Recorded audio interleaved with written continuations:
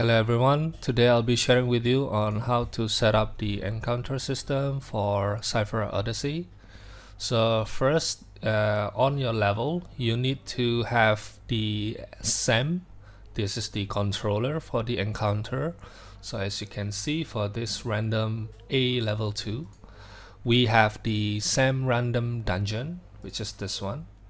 And this SAM random dungeon points to a data table for the encounters called the DT random dungeon encounter, which is this one. So you can configure which data table you want and it will be played in this level. Now let's have a look what's inside the data table. So over here you can see there are 5 waves. Each represent a wave of enemy that you can set up. Now I'll briefly go through the what it means for each of the parameters. So here you have the enemies groups. So each of this index represent a group of enemies. So right here I have 3 groups, and for each of the group you can set up what are the enemies. So for the first group I have the melee 1 and ranger 1, with the 3 of the melee 1 and 4 of the ranger 1. So this is the amount of the enemy that you want to spawn for this and this one. And I set up to have this group to appear at 25% chance. So I have 4 groups, each at 25%. So that means each have equal chances of appearing. Okay. Now for this elite, this one is not working at the moment. We will have a feature for the elite. It's spawn once, so once this group is spawned, it will no longer spawn. So this is mainly used for a boss. The min spreading delay and the max spreading delay, this controls each of these enemies spawn gap. So as you can see, I set up at a 150 millisecond to up to 250 millisecond. So what this means is that after spawning the first enemy, it will wait around this time, and then it will spawn the next one, and then it will wait around this time again. So this is to create a much more polished experience where the enemies come in slightly off from one another. Okay, so this is pretty much how you control the spawning and what to spawn for each of the groups. Okay, same goes with here and here. And so each of this enemy will have their own weight. Okay, so if you open this one up, Ranger 02, here, it has the weight of 30.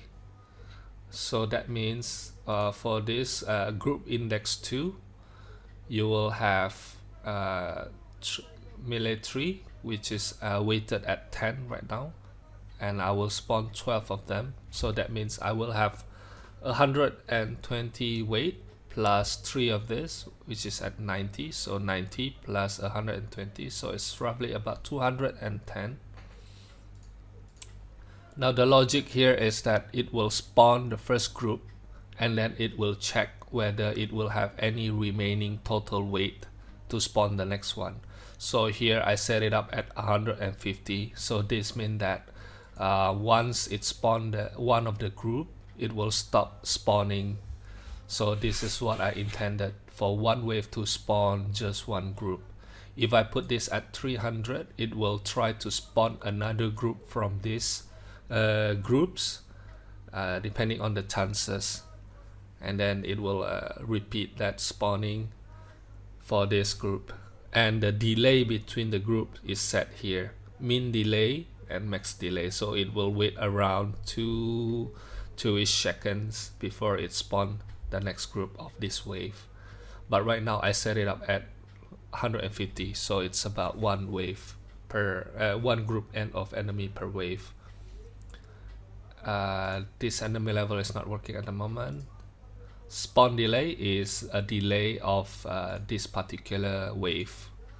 So if I set up 3 seconds, then it will wait for 3 seconds before starting this wave.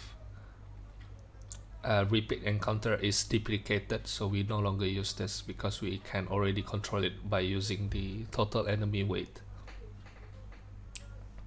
Or you can just duplicate this wave. Okay, and the last one would be the is concurrent. So is concurrent is a flag that says can we run this wave concurrently with the current wave. So the logic goes like this: it will start the first wave, and then it will check is the next wave concurrent. If it is true, then it will also start this wave. So that means I will spawn the first group, it will check, okay, the next one is concurrent, and here you can see that I set the delay at 4 seconds. That means this next wave will be spawned 4 seconds later after the first wave, and then it will check again the next one, is it concurrent? If it is not, then it will wait for this true wave to be cleared before spawning this next wave. So it's pretty straightforward, and that's pretty much how the logic goes. And one more thing is that you can see I have 5 wave here, but I cannot control where it will spawn. So normally we use the spawner actor labels to decide where we want to spawn it. So you can see this example in my crafted one. So if you open up the crafted one here, hold on,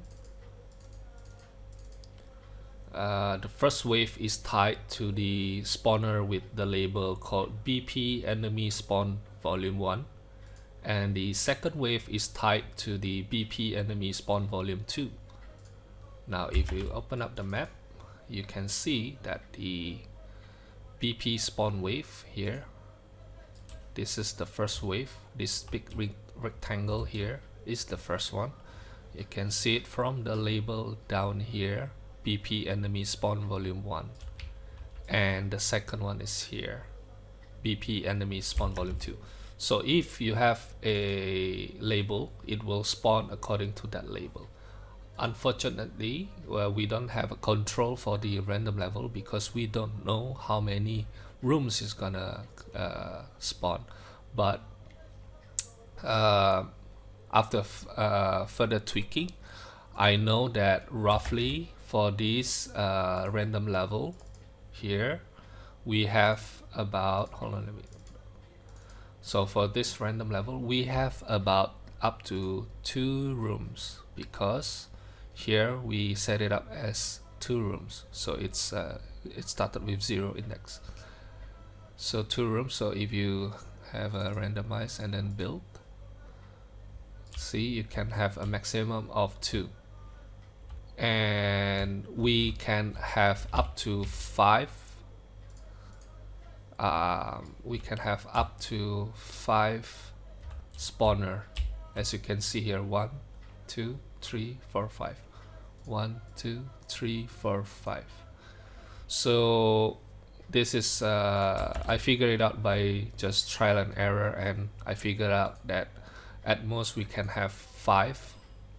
So then the question is, how is it gonna happen, right?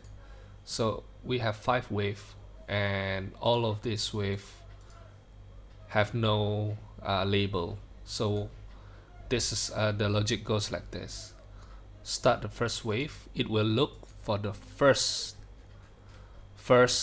enemy spawner indexed. So you can see this is the first one, this is second one, this is third one, fourth, and the fifth. Okay, so this is the first one, then that means that the first wave will spawn in that